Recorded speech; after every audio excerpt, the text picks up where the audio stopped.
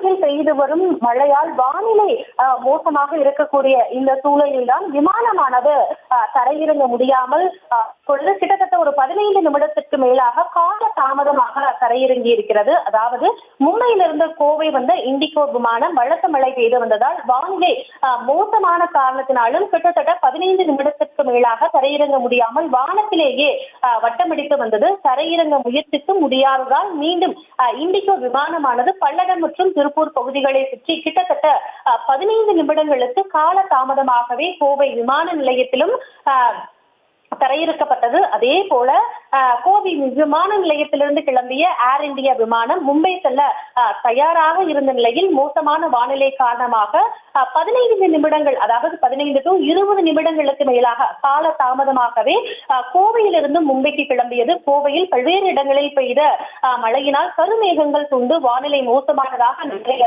விமானங்களின் கால தாமதமானது ஏற்பட்டிருக்கிறது.